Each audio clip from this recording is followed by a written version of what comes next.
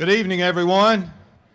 Welcome to the 16th Annual Chattahoochee Valley Sports Hall of Fame Induction Banquet. We are so pleased to have such a big crowd with us tonight. We have a lot of enjoyment that lies ahead for you. Hopefully you'll find some entertaining moments, and when you leave here tonight, you will be so glad that you have shared in the evening with us. Very shortly, I'd like to ask you all to please rise as the Ranger Training Brigade from Fort Benning, Georgia, presents our nation's colors, followed by the playing of the national anthem. And if you will, please remain standing for the retirement of the colors to your immediate right. So at this time, if I could ask all of you to please stand.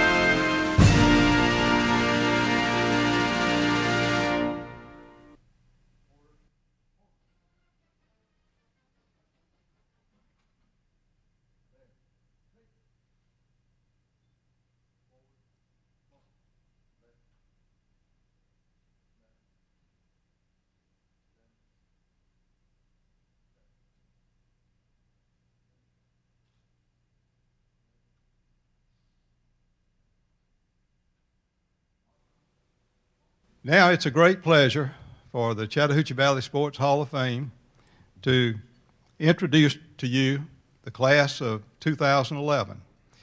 If you feel excited and supportive enough of your inductee that you want to join in clapping or cheering while the inductee is escorted to the head table on the arm of a cheerleader with the fight song playing in the background, just feel free to stand up and do whatever comes natural to you. Our first inductee that we're pleased to introduce tonight is from Louisiana State University, class of 2011 inductee, Champ Baker, Jr.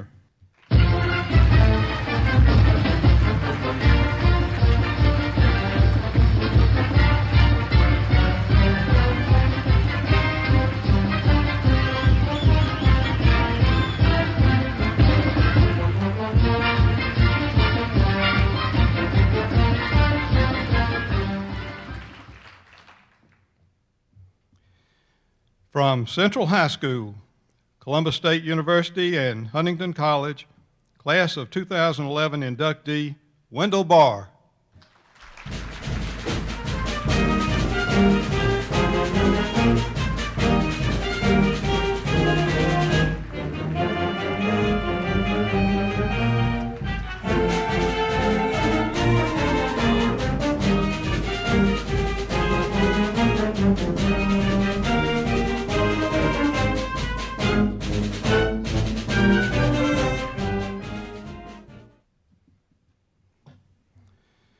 From South Girard High School and Rhode Island University, class of 2011 inductee, Claude English.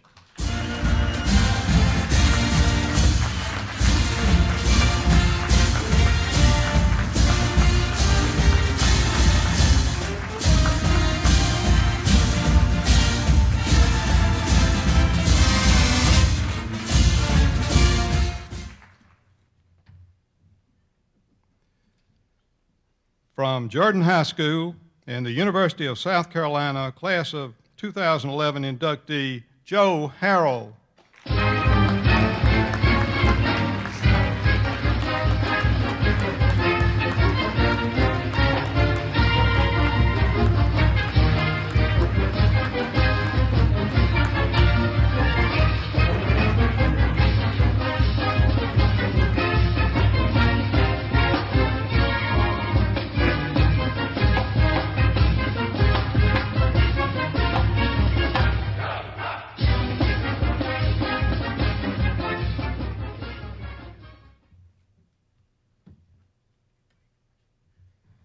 From Columbus High School and Auburn University, class of 2011 inductee, Ron Yarbrough.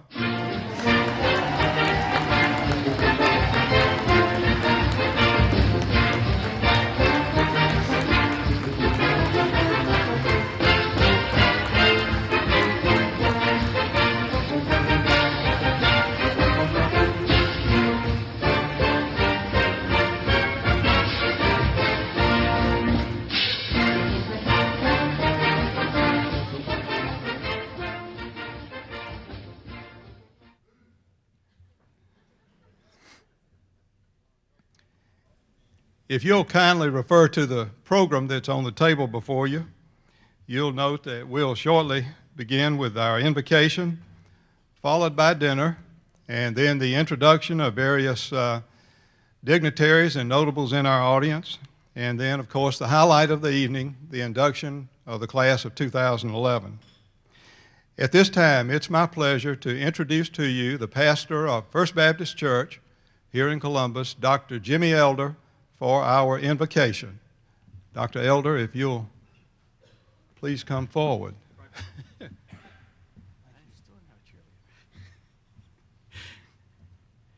Good evening. Will you join me as we bow together and we bless this evening, we bless these inductees, and we ask the Lord's blessings on our community. It's a special place that can recognize talent and ability. It's a special place that can be as blessed as we are. Would you bow with me? Lord, as we bow before you now, we're going to recognize some special people, people who've taken their talents and abilities to the very top. And this community gratefully acknowledges their connection to us and our connection to them. But before we do any of that, we acknowledge your presence, and we ask your blessings upon this evening. May we be inspired. May we learn something about ourselves, even as we hear of the accomplishments of these. May we think about the influence that we have upon others as we think of the influence these individuals have upon your world. And may we just acknowledge the goodness of the community, the blessings that you've given to us. Through good times, through difficult times, you walk with us. And we remember those who serve in the military, recognizing that when there's an uprising anywhere within the world, our community goes on alert. Bless them. Calm the problems that are happening in Egypt and other places, and give peace, we pray, a chance within our world. Thank you for your gift of love. We pray you'll bless the food and the evening and all that is said and done. In your name, amen.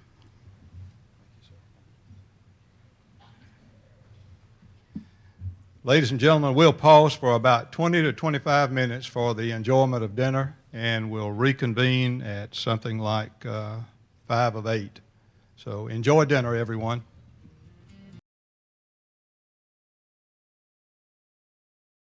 Good evening once again, ladies and gentlemen. If you have not completed dinner, please continue to enjoy it. Again, we welcome you to this prestigious evening, an occasion where we will recognize those who have contributed to sports from the Chattahoochee Valley. However, before we honor the class of 2011, we want to recognize a number of guests in the audience tonight.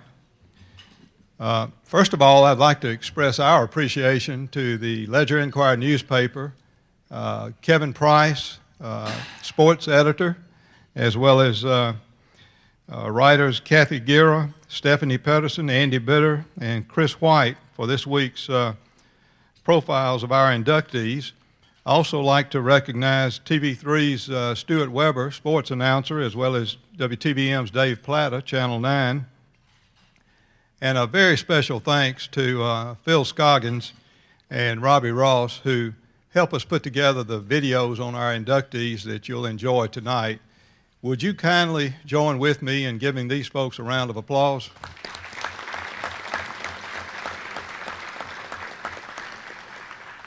We are grateful as well for the various dignitaries on hand tonight, and I'd like to introduce them and ask that they please stand briefly. And I'll begin with from the City of Columbus, Mayor Teresa Tomlinson and her husband Tripp. From the City of Smith Station, Mayor LaFay Dellinger and her husband Rick. From the City of Phoenix City, Mayor Sonny Coulter and his wife Kathy. And from Fort Benning, representing Major General Robert Brown, is Chief of Staff Colonel Terry Sellers and his wife Deborah. Once again, join me in welcoming these folks.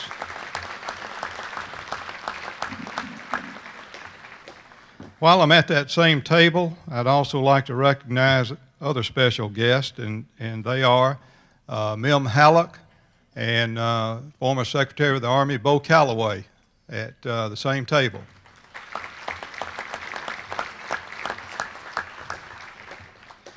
Some 17 years ago, a group of local sports enthusiasts gathered to consider how they might recognize those who had contributed to sports from the Chattahoochee Valley. After a series of meetings, the organization we know today as the Chattahoochee Valley Sports Hall of Fame came into existence. That organization consists of 17 members, of which 6 serve as an executive board. We meet during the months of July, August, and September to elect the subsequent class of inductees. We continue our meetings in October in preparation of our annual fundraising golf tournament, and then in the months of November, December, January, and into February, we plan and execute this annual banquet that you're attending tonight. We couldn't do it without the commitment and dedication of our valuable board members as well as selection committee members. So I know there are a number of you present tonight, and I would just like to ask that you stand and audience join me in stating to them loudly, job well done. Committee members, would you please stand?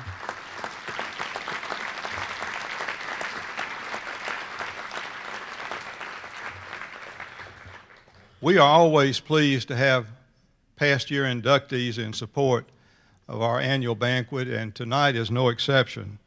We have a number of our past year inductees present, and I'd like to call them by name.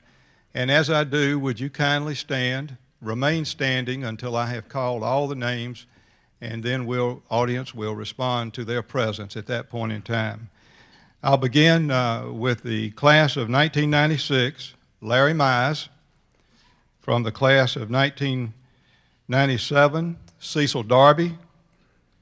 From the class of 1997, representing his father, B.F. Register, his son, Lieutenant General retired Ben Register. From the class of 1998, Bubba Ball. From the class of 1999, Billy Key. From the class of 2000, Sonny Clements. From the class of 2000, Jack Key, Jr. From the class of 2002, George McCluskey, Jr. From the class of 2003, Marilyn Comiskey. From the class of 2003, Bill Plager. From the class of 2003, Wayne Trawick. From the class of 2004, Wallace Davis. From the class of 2005, Debbie Ball.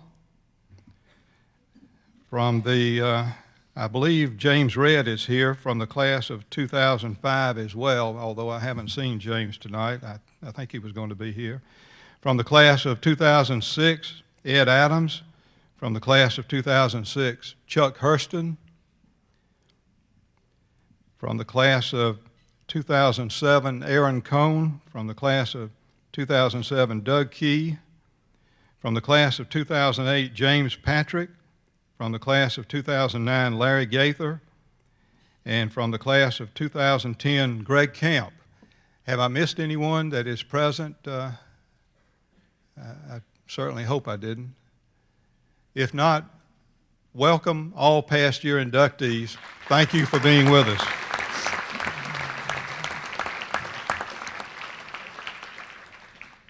Now it's time to honor our class of 2011 inductees. Our first inductee was president of the American Orthopedic Society for Sports Medicine in 2006 and 2007. He received NATA's President's Challenge Award in 2008. He received the Distinguished Southern Orthopedist Award of the Southern Orthopedic Association in 2008. He was the 2010 winner of the George Revere Award for Excellence in Education, and he received the Mr. Sports Medicine Recognition Award in 2010 from the American Orthopedic Society for Sports Medicine. Would you kindly direct your attention to the screen? Champ Baker's contributions to the world of sports medicine began when his athletic career ended. He was a member of the freshman basketball team at LSU just before the legendary Pete Maravich joined the team. Baker credits Maravich with his decision to complete his athletic career and begin his pre-med studies. Baker's covered international sports teams while he was in the military. He served as team physician for the modern pentathlon team during his assignment as the chief of sports medicine at Brooke Army Medical Center in the early 80s. These early experiences in sports medicine set him on the path to caring for athletes. He covered the World Cup competition in Rome in 1982. Baker was a volunteer for the U.S. Olympic Committee in Colorado Springs in 1987. He was the team physician for the men's basketball field of play during the 1996 Summer Olympics in Atlanta. When Valdosta State kicked off its football program again in 1983, Dr. Baker was their first team physician, a position he held through 1985. In 1986, he became the team physician for the University of Alabama. Since 1985, Baker has been the team physician for Columbus State University's sports programs. Over the years, he has been the team orthopedist for numerous professional sports teams in Columbus, including the Columbus Astros, Red Sticks, and Cottonmouths. Dr. Baker served as the team physician for Pacelli High School for many years as well. Baker has been a member of the American Orthopedic Society for Sports Medicine since the mid-'80s, serving as its president in 2006-2007. In 2008, he was the recipient of the President's Challenge Award given by the National Athletic Trainers Association. That year, he also received the Distinguished Southern Orthopedist Award presented by the Southern Orthopedic Association. And in the summer of 2010, Dr. Baker received the George Revere Education Award, given by the American Orthopedic Society for Sports Medicine. That same organization honored him as Mr. Sports Medicine for 2010. Ladies and gentlemen, the Chattahoochee Valley Sports Hall of Fame is proud to induct Champ Baker.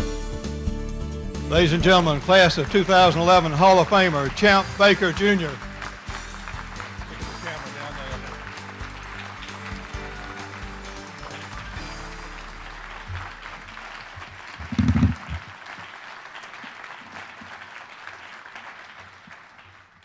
Thank you. And thank you, Jim. It's definitely an honor to be included in this year's class, class of 2011. I'm particularly proud to be entered in the category of a contributor, because contributor is someone who gives back, and I'm pleased to have the chance to do that. Reminded last year, Mr. Ben Hardaway was inducted in the class, and Ben said, his chairman asked, said, "Daddy, how did you get in the Hall of Fame?" He had been in the Hall of Fame at Washington and Lee, his alma mater. His answer, I remember, he says, "Well, I swam a little bit, and I gave a lot of money." Well, I don't swim, and I'm surely not on Mr. Hardaway's philanthropic program. My kids asked me, I said, well, I covered a lot of games. I think taking care of athletes has always been in my future. The two people that helped along the way bring me to where I am today, and one is Pistol Pete Maravich, and one is Dr. Jack C. Houston. Now, Dr. Maravich and I did not play together. Maravich followed me at LSU. I played freshman ball. I was 6'5". At that time weighed 170, and I played center. And Pete came in the next year, 6'5", same height, played guard with a definitely different surgical skill set. Didn't take long to realize that my future was not in D1 basketball, and I concentrated a little more on my pre-med. I did a fellowship under Dr. Hughes in 1979 and completed 10 years in the Army, and then came back here to join the clinic in 1982. And the reason was because the Houston Clinic, its excellent reputation, of course its facilities, and Dr. Houston as well as Jim Andrews. And I used Dr. Houston as a model to how to take care of patients, and particularly how to take athletes. To Dr. Houston, the athletes were the story. The game is the story. You are not part of the game. Your job is to be on the sidelines, to observe, to watch, and to answer if asked upon, but to stay out of the limelight. And I've tried to use that as my role, how I take care of teams and participate. I've had the opportunity to contribute to athletics in the Chattahoochee Valley, Southeast, and I've had the privilege to be on some national, international teams as a team physician. I've had the opportunity to go numerous places mentioned and range from covering the World Cup in Val d'Isère, France, to the pentathlon in Rome. I also went on the soccer team, men's soccer team in Brazil. But 1996, I was on the team, on the court physician for the Olympic team, the men-women's basketball in Atlanta. I had the privilege of hearing Gloria Estefan's song Reach 76 times between games. And watched closely from the bench as Charles Barkley led an outstanding rendition of YMCA, as only Charles could. It's easy to be at the gold game, at the gold medal, when the United States beat Yugoslavia. But I was also there when the women's consolation bracket, when South Korea played Zaire. As you remember, South Korea won 95-71, the only win they had that year. It's easy to be at the gold games, but for the sports physician, it's about the game, the athletes, and not the gold medal game. 1986, I had the privilege of being the team physician at the University of Alabama, Coach Ray Perkins last year. We started the season that year with the Kickoff Classic in the Meadowlands and finished it in the Sun Bowl in El Paso, and had a great season. The team did lose 3 games, but in October that year, they were undefeated, number 2 in the nation, and Penn State came to Bryant-Denny Stadium in Tuscaloosa. It was a televised game. It was a nice day, and unfortunately, I was on TV. Not one of the good times. Vantrese Davis, who played at Central, hurt his neck, and we had to cart him off the field, hold the game up for about 20 minutes to take him off the field. Now, luckily, he recovered without injury. Unfortunately, Alabama lost that game to Penn State. It was our first loss of the season, and Penn State that year won the national championship. Later that day, on the way home, my wife and son and I stopped in Reeltown, Alabama, because that time I was helping Jackie O'Neal, who was the coach, and his son, little Jackie, was the quarterback, and I'd seen him as a patient. And Coach asked me to stop by and help cover the game. So from Penn State, Alabama, to Reeltown, Notasulga was my day. It might seem that's a contrast, but to the players, it's not a contrast. There's not much difference. It's about the game and the game they love. They were playing a sport they love, and my job was to make sure they played it safely. Some people ask my favorite event to cover, and that's pretty easy. Homecoming, Brookstone, 1993. My son was a starting wide receiver. Our daughter, Kate, was a varsity cheerleader. And third daughter, Sarah, was in the homecoming court. And Sue Ann was popping popcorn in the concession stand. It's a great day to be a doctor, great day to be a team physician and a father that day. I've had the occasion to watch all my 3 children play at Brookstone. And I know you parents out there realize what I'm talking about. You travel to Upston Lee, from Thomaston, you watch the girls' JV, your daughter plays, you sit watch the boys' JV, you watch the girls' varsity, and you wait for your son to play the men's varsity. It's a nice day, but that, again, that's sports for me.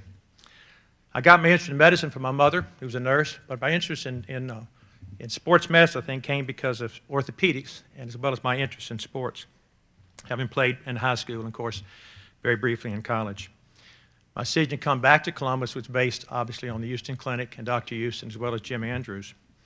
I was at that time head of the sports program in Fort Sam Houston, and I was the team doctor for the pentathlon team as well as the local high school. Max Burr, senior part at the time, called and to ask to come back, but he talked to my wife, who answered the phone, and she didn't tell me till 2 days later that he had called. It seemed like the fellowship year was a good year for me, but not good for a mother with 3 children under the age of 4. She finally told me he had called, and I said, well, I would surely talk to Dr. Houston. So later that year, we met in New Orleans. There was an International Society of the Knee, a meeting, a group that Dr. Houston had founded, and they had a meeting there. So the first day session was over, and he was waiting for me coming out the hall.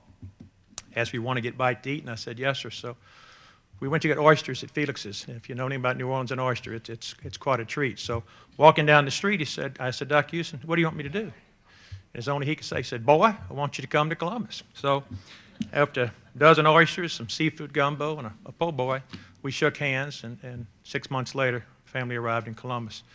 It's been a pleasure to be back here ever since. We came back in '82, my wife and family. Columbus has been good to me and good to the family.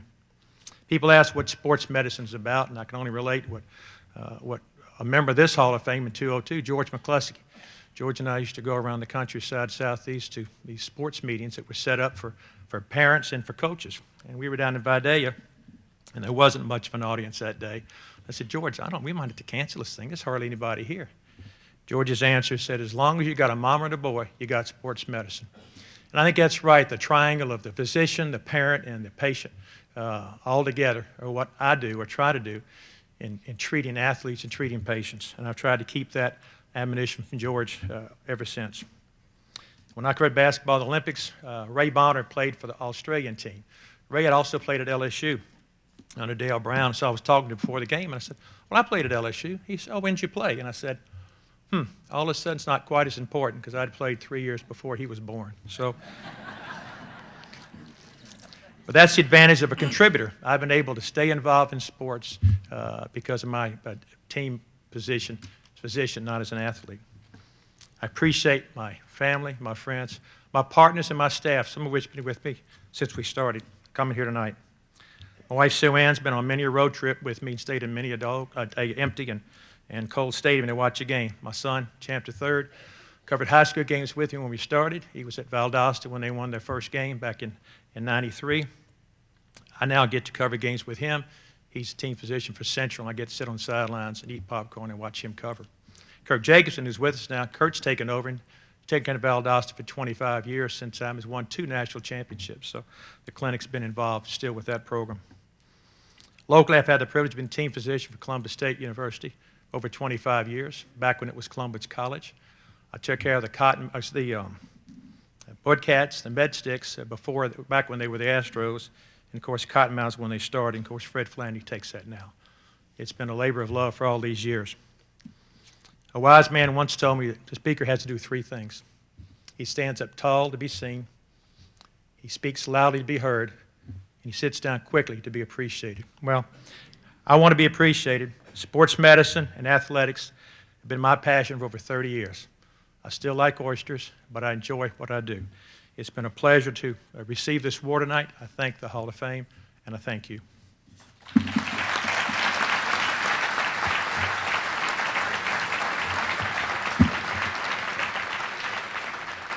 Thank you, Dr. Champ Baker, and congratulations to you and the family.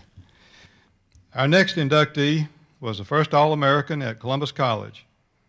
He was inducted into the Columbus State University Hall of Fame and the Huntington College Athletic Hall of Fame on the same day, April 13, 1996. He received the Alabama Sports Writers Coach of the Year Award. He was a runner-up in the National Junior College Athletic Association, and he was an Alabama High School Association All-Star himself. Would you please direct your attention to the screen? Wendell Barr and the game of basketball are synonymous. Wendell burst onto the hardwood at Central High School in Phoenix City in the early 60s. His athletic skills with the basketball landed him on 2 All-Bi-City teams, including Most Valuable Player as named by the Columbus Ledger-Inquirer. Barr played on the state All-Star basketball team his senior year at Central. In 1963, Barr headed across the river to play at Columbus College, then a 2-year college. Barr led the Rebels to a record of 50-9 on their way to capturing 2 Georgia Junior College Conference championships. Wendell scored 801 points during his career at Columbus College. His sophomore year, he was named an All-America Honorable Mention. He was inducted into the Columbus State University Hall of Fame in 1996. Barr continued his playing career at Huntington College in Montgomery, where he received an athletic scholarship. His senior year, he served as team captain. He was also the leading rebounder for the Hawks. Wendell was inducted into the Huntington College Athletic Hall of Fame on the same day as his CSU induction ceremony. Barr made a smooth transition from player to coach. He has coached in 5 different decades. His teams have won in the neighborhood of 1,000 games altogether. While at Woodland Christian School, his girls' basketball team won the state championship in 1983 and 1987. The boys won in 1981. Barr coached the Woodland Christian girls' softball team to state titles in 1986 and 88. At Chattahoochee Valley Community College, Barr's 1994 women's basketball team was the runner-up in the National Junior College Championship. Coach Barr's Patrician Academy girls basketball team won the AISA State Championship in the year 2006. Barr currently serves as headmaster at Wayne Academy in Waynesboro, Mississippi. He has also served as headmaster at Twiggs Academy, Lowndes Academy, and Woodland Christian. Ladies and gentlemen, the Chattahoochee Valley Sports Hall of Fame is proud to induct Wendell Barr.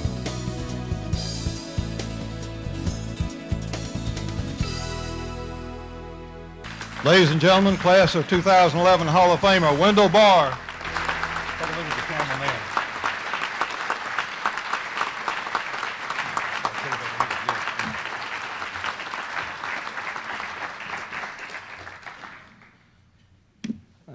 I hope you noticed the hair. I had hair back in those days.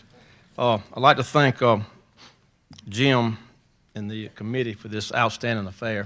I know he's worked hard, and well, I think he worked hard.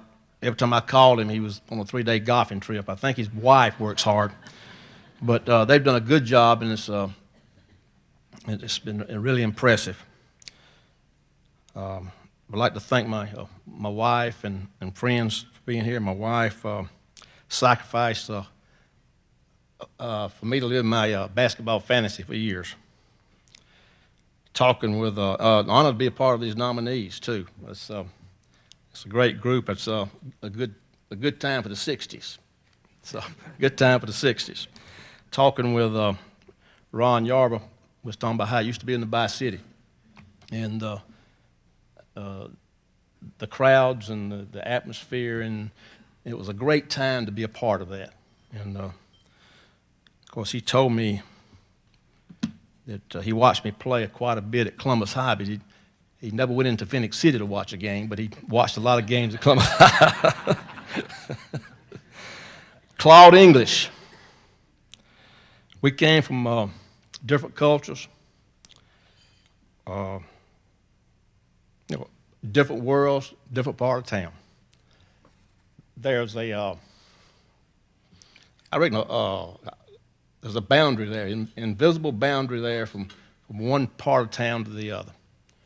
And you probably don't remember this. Back in probably 67, 68, a group decided to cross that boundary.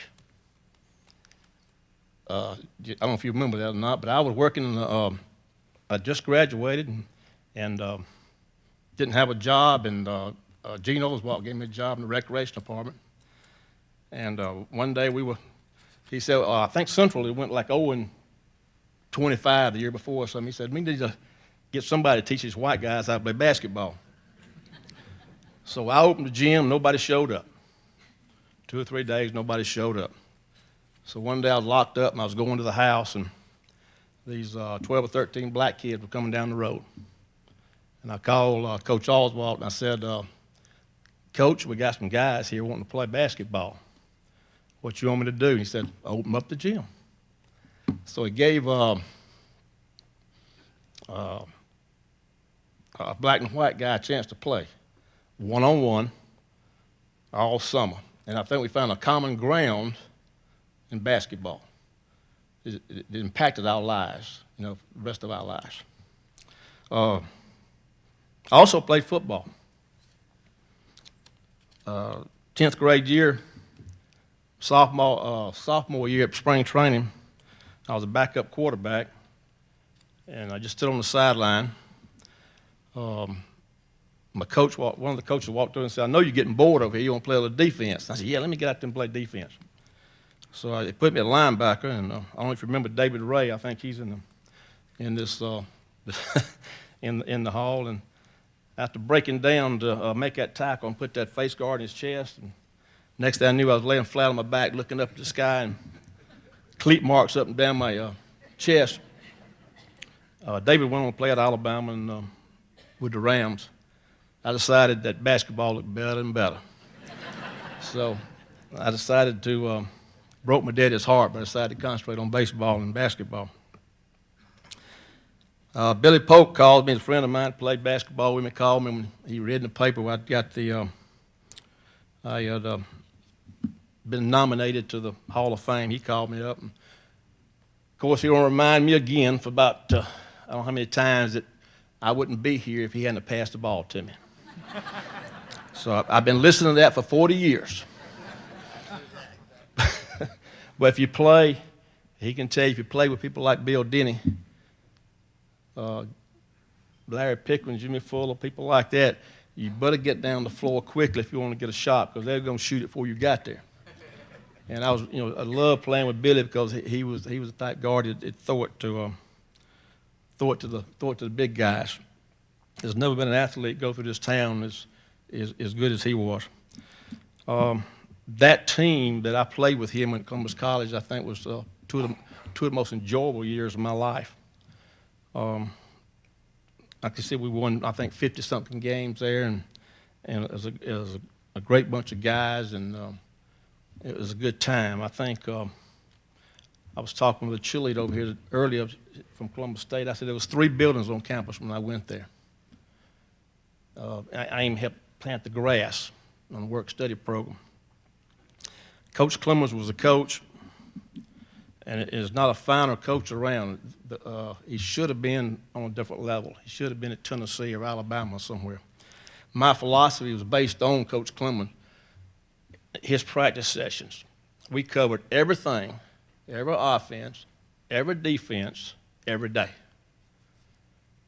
And as I traveled around the state when I was in junior college recruiting, a lot of pretend coaches there. This guy covered everything every day, and we attempted to do that also. Coach Clemens started the program. We traveled in an old, I think, blue school bus. When we ate pregame meals at boarding houses, he was great about finding a boarding house. And we went into town, that's where we'd go eat. He didn't have money enough to put on a banquet. We got, I don't know if some of you remember Villanova Restaurant on Victor Drive, Jack and No Syrup. He donated the banquet for us. And the first banquet I went to, Coach Clemens didn't have enough money to buy trophies. He got a couple of trophies off the shelf of the Villanova. So Jackie had sponsored a lot of teams. And I got most valuable player that year, and that was the prettiest trophy I've ever seen. It didn't have my name on it. I think it had the Burger King Invitational or something like that, but still got that trophy today.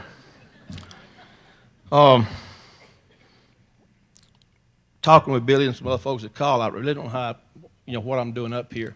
The guys like Claude and played at Auburn, and Claude played at Rhode Island, and played in the NBA, and looking at that list of folks, the people on that sheet, guys like me that usually don't get into these things. I was never the star on the team I played on. I was never the leading scorer. I think I'm just a guy that got a lot of rebounds, and I could score, but I couldn't shoot very well, but I could score. But like I said, never leading scorer. And a guy like me, it's really, it's an honor to be selected to something like this. And then thinking about I never got to the big time. Not to play in Madison Square Garden. I think I read that was one of your goals. I never got to Madison Square Garden. I never got to Boston Garden, so played in Turner Field. But I played in the Bibb Auditorium. And I bet Larry Bird and Magic Johnson didn't play in the Bibb Auditorium. Those guys, I'm not sure that we didn't know we wasn't in the big time. I can remember coming home from baseball practice and there'd be a car in my driveway with some guys wanting to go play basketball. I'd come in, my mother would give me a paper sack with a clean uniform in it, and my dad would give me a country fried steak, piece of country fried steak with 2 pieces of light bread and a glass of tea, and we were gone. And played in places like Dawson, Georgia, Charlotte Recreation Department, Langdale, Alex City, and can't remember losing many of those games. Those guys were good we played with. I mean, they could play. They just didn't get to break. Some of us didn't get to break, didn't get to the next level. It's like playing in Phoenix City. A lot of times we had to fight our way out of there, but it was good times.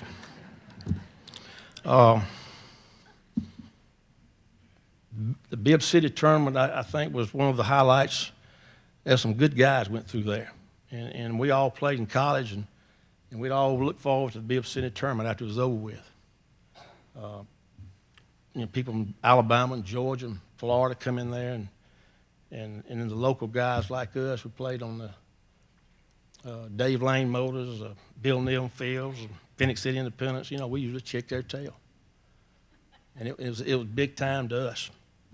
And had some guys come through here. Jimmy Jones played before the three-point line. He probably hold a national record now if we had a three-point line. Somebody asked me, who's the best shooter you ever seen?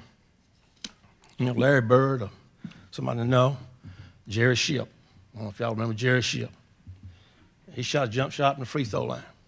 Couldn't stop the guy. Just people like this never made it to big time. But I think we thought we were there. We went to the Langdale gym. It'd be packed. Standing room on, maybe 50 people there, but it was packed. And it was like, and they hated us and booed us and all that kind of stuff. And it was fun. 40 years of coaching. It's hard to mention names and teams. I've had so many good teams. I got a lot of players here tonight. And I'd like to see them before they all leave. But there were some good guys there and good guys that call me sometime at night and early in the morning and just want to talk. Some of them look older than me now. But can I borrow some of your water? Anytime.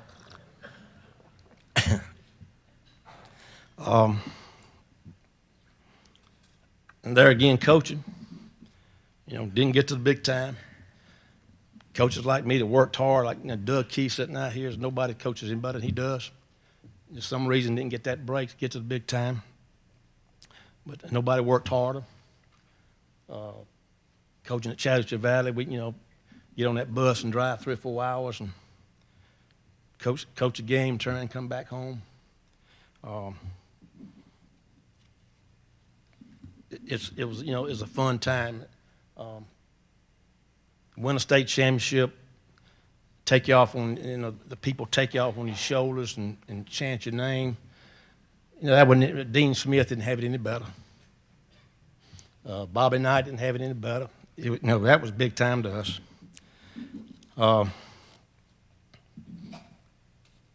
I ran into a player I played with a few years ago, and I told him, I said, Jimmy, this is Jimmy Childers. He played with me at Huntington College, one of the meanest guys I ever played with. Many a day I'd go home with a bloody nose, a black eye, and I played on his team. But he was tough. But I ran into him and we just talking. I said, Jimmy, if I had the power to give you one more game in shape, at your peak, you pick the players you want to play with and the players you want to play against, how much would you give me? He said, I'd give you everything I got.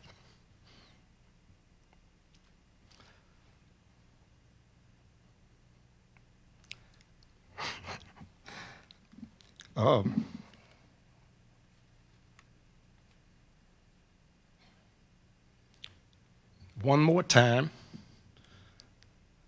to be in shape like Claude, he stays in shape. One more time to be in shape, to play with some guys that I played with, to eat that country fried steak sandwich. I think I'd give everything I got. Thank you.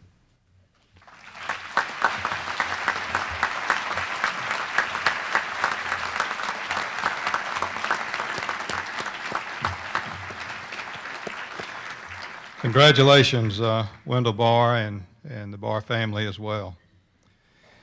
Our next inductee was a Scholastic High School Basketball All-American in 1965.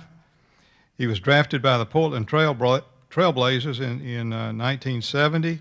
He was three-time Coach of the Year in the Atlantic 10 in 1981 and the AMC in 1996 and 98. He received the NAIA Charles A. Kriegel Award for Outstanding Sportsmanship in 1998 and the NAIA National Basketball Tournament. He was inducted into the John McClendon Minority Athletic Administrators Hall of Fame in June 2010.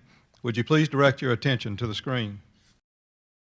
Claude English and the game of basketball have had a long love affair. Claude stormed onto the prep basketball scene in the early 60s, playing for South Girard High School in Phoenix City. He was an All-Bi-City 3 times and honored as a high school All-American following his junior year. English began his college career at Christian College of the Southwest in Dallas. He was named a junior college All-American following his sophomore year when he averaged 21 points and 22 rebounds per game. Claude won a scholarship to Rhode Island University, where he continued to put up some impressive statistics. His senior year, he averaged 19.5 points and 13 rebounds per game and made the All-Conference team and the All-New England team. Claude was drafted by the Portland Trailblazers in the 7th round of the 1970 NBA draft. Following knee surgery, he was put on waivers by Portland and picked up by the Philadelphia 76ers. Instead of joining the 76ers, he started a successful career in the Eastern Basketball Association. Playing with the Hartford Capitals, he helped them win a pair of EBA championships. English made the switch from player to coach when he accepted the job of men's head basketball coach at his alma mater, Rhode Island, in 1981. That year, he was named the Atlantic 10 Conference Coach of the Year. The next and last coaching stop for Claude was Park University in Missouri.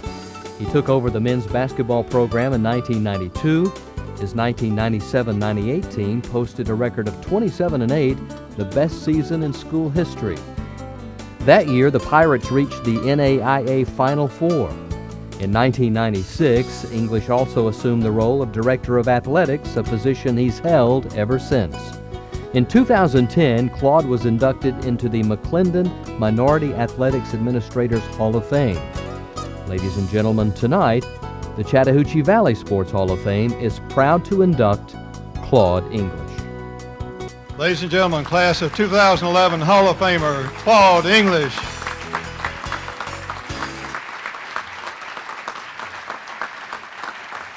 Congratulations. Take a look at the camera.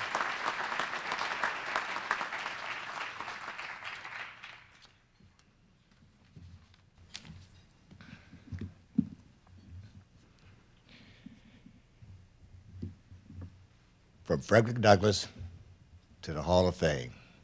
What a journey. I can't believe it. And it's really interesting that I was telling Ron and Wendell that they didn't know who I was, but I knew who they were. because I followed their careers in the newspaper and the like, and I remember Coach Barr, and I remember Ron, when he went to Auburn, and even I left the area, I was following these guys and following their careers. And it's really a joy to be a member of this particular class of 2011. I would also like to take this opportunity to introduce some people who are very dear to me, my family. Started with my wife, Charlotte. Would you mind standing, please, Charlotte?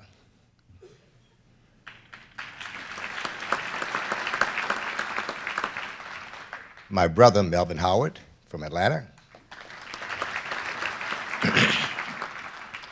My nephew, Tony Floyd, and his wife, G, from Detroit. And my nephew, Darrell Floyd, here in Columbus.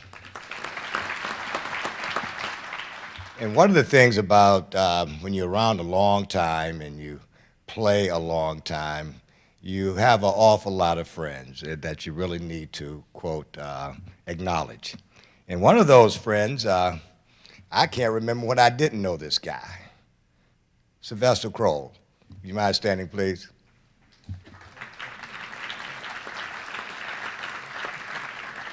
Willie Wright. And I hope Coach Gaucher is here. I haven't seen him, but my first coach at South Girard, Joseph Gaucher. There he is back there. Coach. And a longtime coach here, George Williams. George, are you here?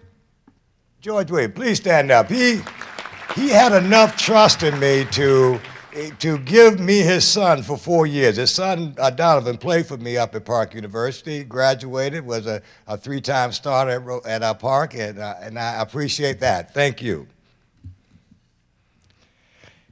And every now and then we have some folks that you recruit that play for you that you really didn't recruit.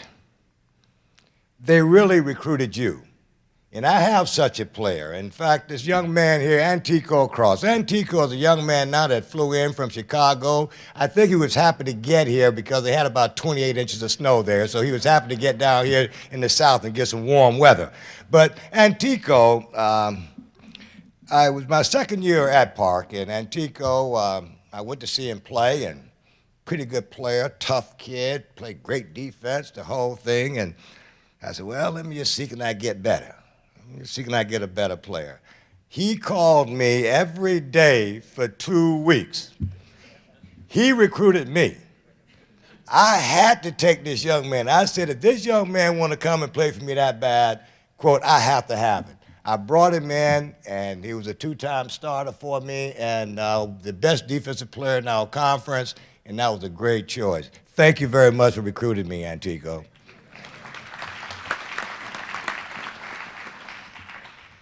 And I know a lot of you might remember this name, one of the all-time greats here at Columbus High School, and an all-time great at University of Rhode Island, and Mark Upshaw. And I know one day Mark will be here as well. But Mark is a young man, and I have to tell you this story because after we, in recruiting Mark was real set to go to between the University of Georgia and Georgia Tech. And I'm up in Rhode Island, and I'm the associate head coach up there, and I've been knowing Mark since he was a young kid. He played with my nephew, and I've watched him grow up, and I just had a relationship with the family, and my mother and his mother was really, really close, and the whole deal. So I started recruiting Mark. And Mark was just torn about that cold weather. So one of the phone calls that I talked to Mark, I told Mark, I said, Mark, they call it Rhode Island for a reason. It does not snow in the islands, okay? It does not snow there, okay? So basically, Mark kind of took me at my word. It doesn't snow there. So after I got off the phone with Mark, I went and I said a prayer and asked for forgiveness because I told a lie.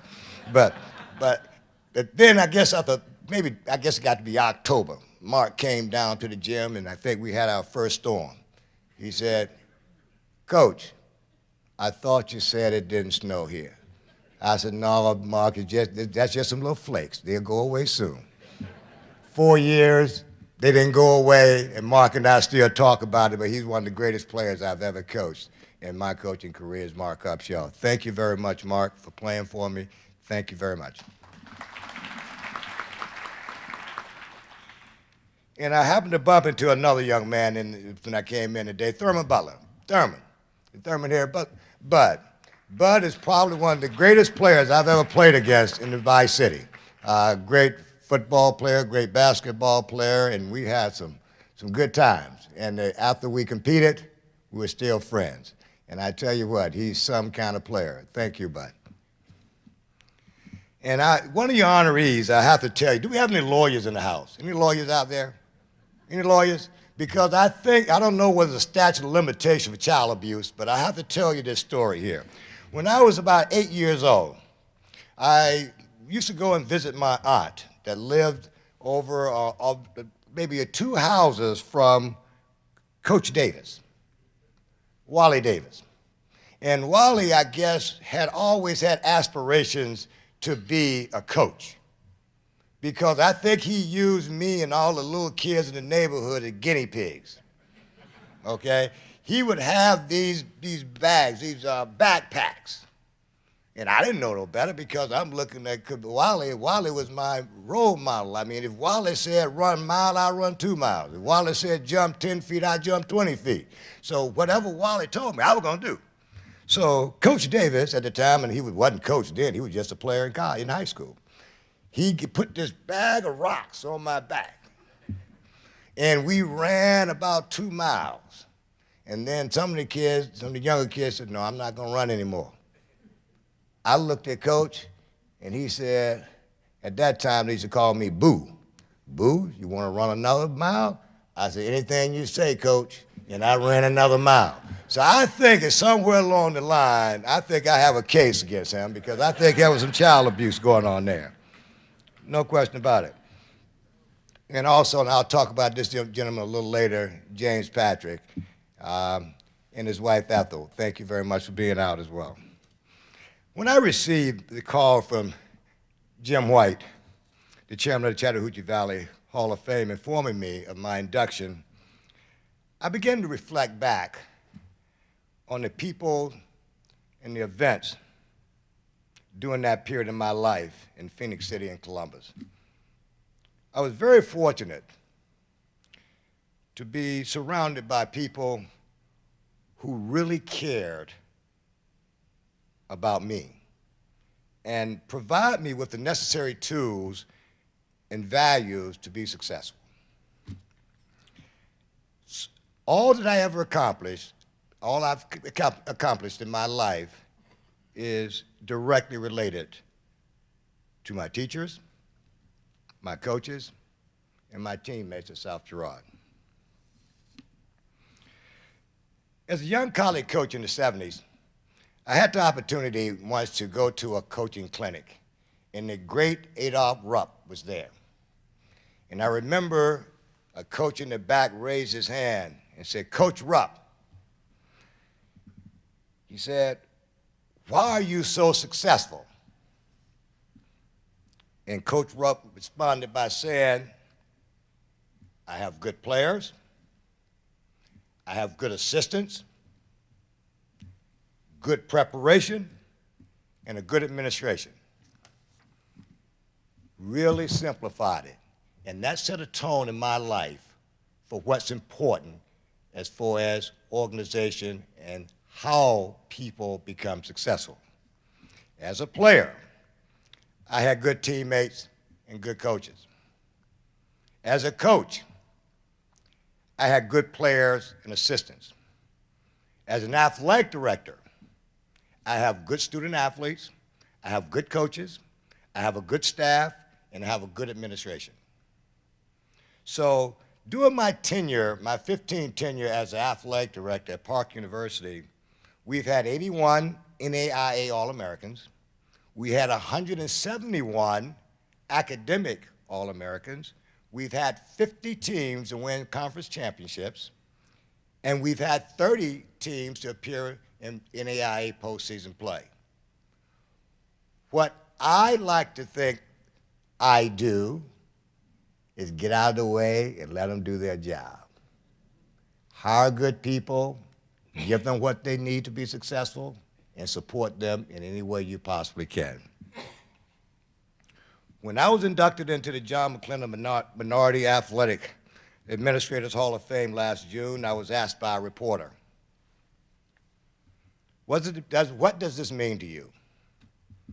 I replied that means a lot of people did a really good job. Even though I'm receiving the honor, I'm receiving that honor on the shoulders of others. And I know I'm smart enough to understand that good people, good players, make you look good. And I thank all those people who've been instrumental in helping me to achieve these awards like the award tonight. In 1965-66, I was a member of the South Girard High School State Championship basketball team. In my humble opinion, now I'm a little biased, in my humble opinion, we had the best basketball team ever assembled in the Bi-City, barring none. And if you don't believe it, ask me. And I would like to also introduce some of those players here tonight. I know I got a call from several that couldn't make it, but my point guard, and I learned long ago, if you like scoring, it's important that you take care of your point guard. And my point guard happened to be a neighbor of mine up in Frederick Douglass, and I have known him since he was a young one. Amos Harrell, could you stand up, please? I took good care of him. Bobby Kurt, please stand up. Sammy Sims. Otis Ray. Arthur Reeves. Head coach, James Patrick. And again, assistant coach, Joseph Gaucher.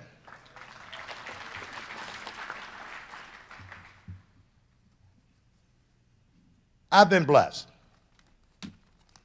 And I've been blessed that I've had, and I like to mention these 5 people that was very influential in my life.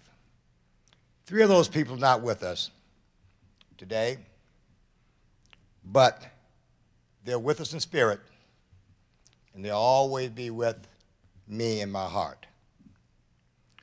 My mother, Minnie Evans, who passed away a little less than a year and a half ago, was very instrumental in establishing some tremendous values, great work ethics. Here's a young lady that had 2 jobs in the cotton mill to try to provide for her family. And she is still a work ethic that will forever be a part of me. Leo Harrison, my first coach at South Girard. He coached everything, basketball, football, everything. And Leo taught us toughness, taught us discipline. And he was like that father that I never had. My principal, Lord Bowie. Mr. Bowie wouldn't allow us to have handcuffs. He would not allow us not to be the best that we could be. He impacted many lives for several generations. James Patrick. I don't know what I can say about this gentleman. He was my coach, my mentor, my friend, my confidant, and he is a giver in a world of takers. Coach, thank you very much.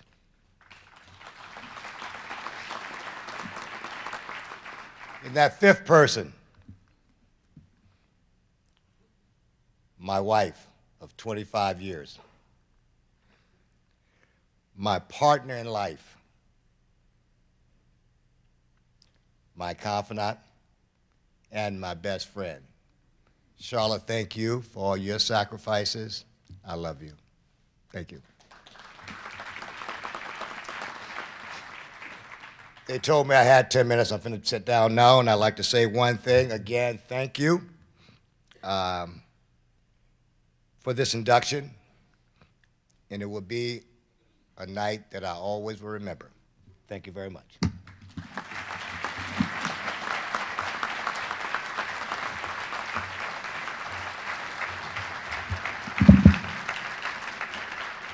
Thank you, Claude English, and congratulations to you and the English family as well. Our next inductee, while at Columbus High School, was Lineman of the Year his junior and senior years, was named to the All-Region 1AAA team, the Atlanta Journal All-State team, the Associated Press All-State team. He was the Atlanta Journal Outstanding Lineman of the Year, was named to the Orlando Sentinel All-Southern football team, was team captain and defensive player of the game in the Georgia North-South All-Star game. He was named to the Scholastic Magazine All-American team and was a Parade Magazine All-American as well as McDonald's All-American, all of that while at Columbus High School. While at Auburn University, he was captain of the 1965 freshman team. In 1967, he received the Headhunter Award for his play against SMU and Georgia. He was second team All-Southeastern Conference, and he was named to the first team All-South sophomore team. In 1968, he again received the Headhunter Award for his play against Georgia, and in the Sun Bowl for his play against Arizona, where he had 15 tackles, 2 interceptions, and 2 fumble recoveries. He played professionally for the British Columbia Lions in the Canadian Football League. Would you please direct your attention to the screen? No one has received more accolades for their performance on the gridiron than Ron Yarbrough. Ron played his high school ball with the Columbus High Blue Devils from 1962 to 65. He was twice named Bi-City Lineman of the Year. He landed on both the Atlanta Journal and Associated Press All-State teams. His senior year, he was named the Outstanding Lineman in the Georgia All-Star Game. He played on the All-Southern team selected by the Orlando Sentinel. Yarbrough was the only Georgia player named to the Scholastic Magazine All-America team. Ron received a scholarship to play college football at Auburn and chose the Tigers despite getting a personal recruiting visit from Alabama's Bear Bryant. Ron became one of Auburn's stellar linebackers. His senior year in 1968 produced a personal highlight reel that included a blocked punt against Kentucky, which he recovered in the end zone for a touchdown. He thrilled Auburn fans with another incredible performance in the Alabama game. He forced a fumble that was recovered by Auburn and returned to midfield. Ron also blocked a field goal attempt. Alabama was lined up for a chip shot on the 10-yard line when Yarbrough hurdled a blocker to get his hand on the ball, denying the Tide any points. Against Georgia, Ron put on a tackling workshop. He was credited with 17 tackles and 5 assists against the Bulldogs. He also made a bone-smashing tackle when Auburn intercepted in the end zone, and Ron turns into a blocker, leveling a Georgia player during the return. Yarbrough ended his college career with an outstanding performance in the 1968 Sun Bowl against Arizona, a game Auburn won 34-10. Ron dominated on the defensive side of the ball, picking off 2 interceptions. He also had 2 fumble recoveries and recorded 14 tackles. Yarbrough's Columbus High and later Auburn coach Sam Mitchell says in all of his 18 years on the sidelines, Ron was the best defensive player he ever coached. Ladies and gentlemen, the Chattahoochee Valley Sports Hall of Fame is proud to induct Ron Yarbrough. Ladies and gentlemen, class of 2011 Hall of Famer Ron Yarbrough.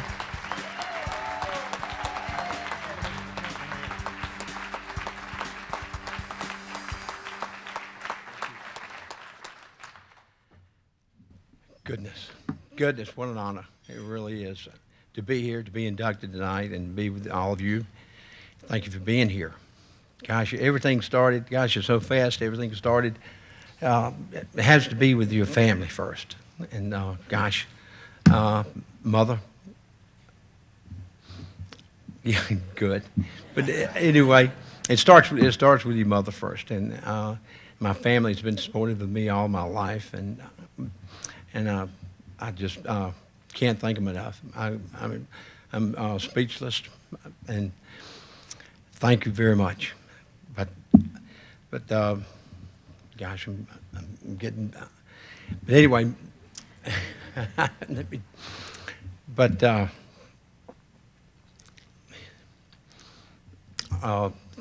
anyway, anyway, thank you, my family, and from the family it goes to the high school, and I thank my high school. Thank you very much, and you're out there, Coach Mitchell, and my team. If you'll stand up, I thought you were out there, Coach Mitchell, and all the guys played with the high school. And but anyway, I want to thank you very much. This is a great honor for me to be here and be inducted into the Hall of Fame. And I just appreciate you being here, and thank you very much. Thank you.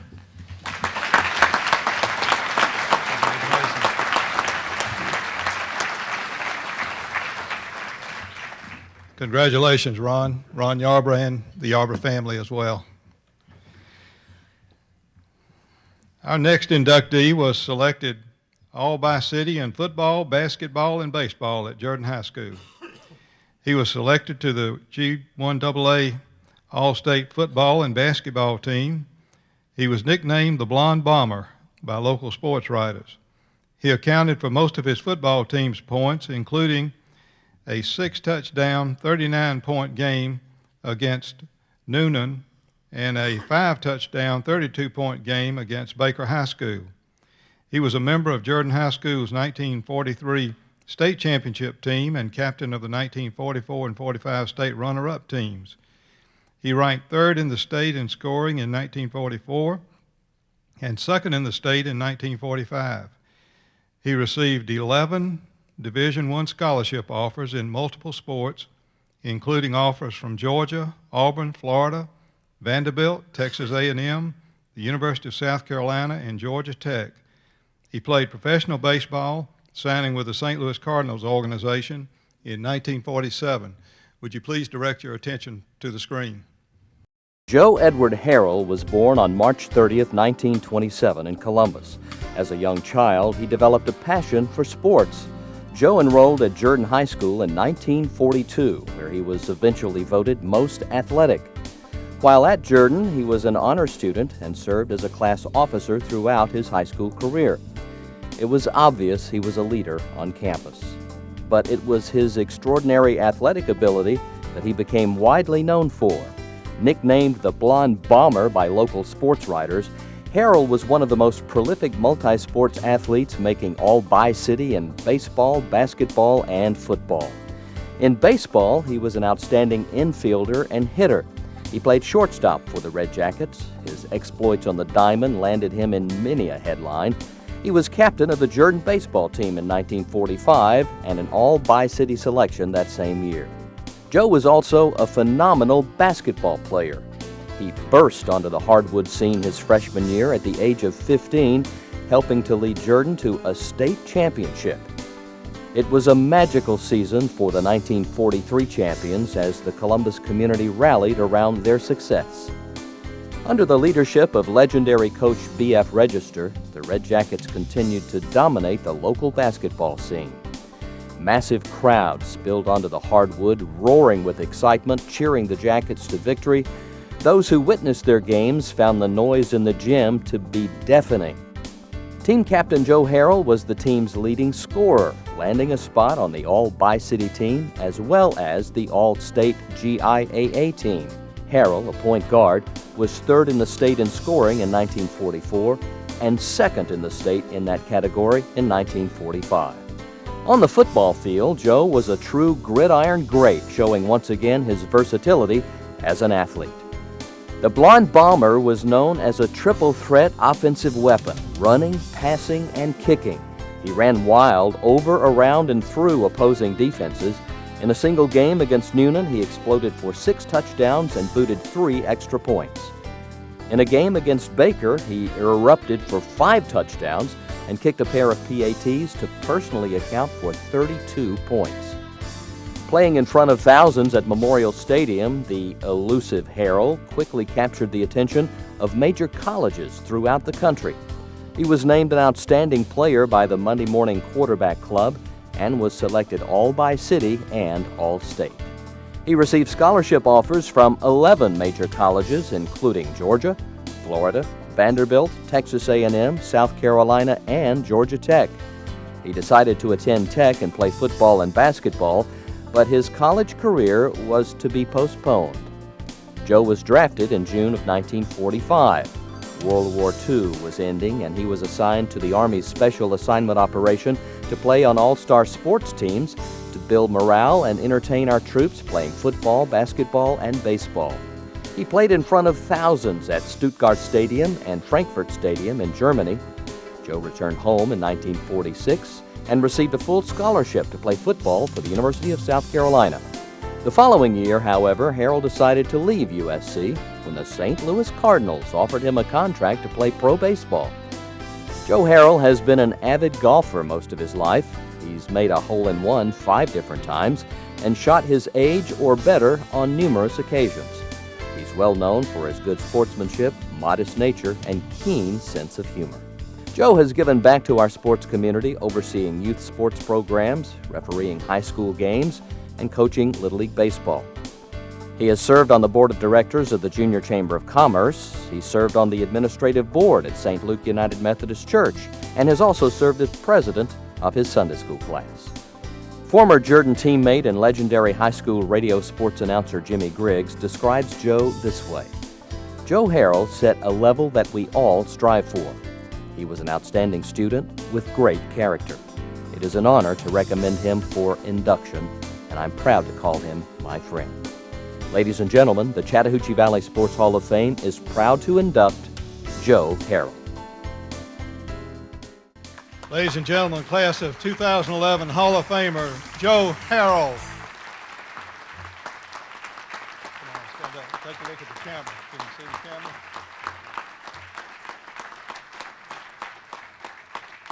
Okay. Thank you. Yeah.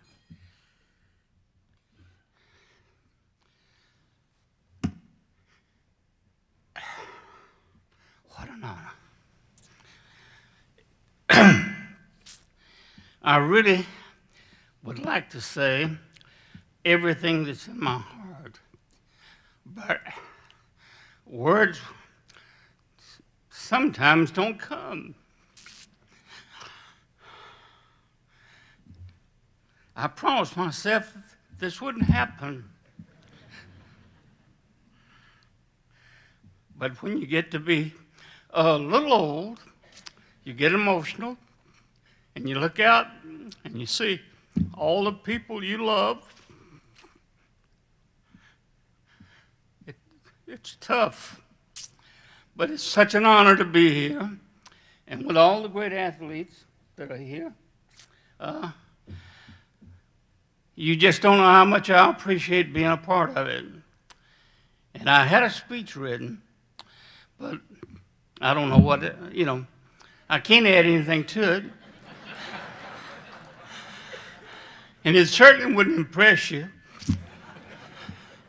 So without any further words, I just want to tell you how much I appreciate this honor and how much I appreciate all you people out here coming and wasting your time just to hear some old folks like me up here.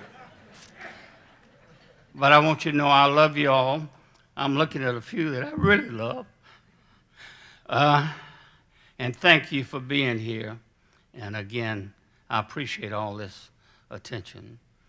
I don't get enough at home sometimes.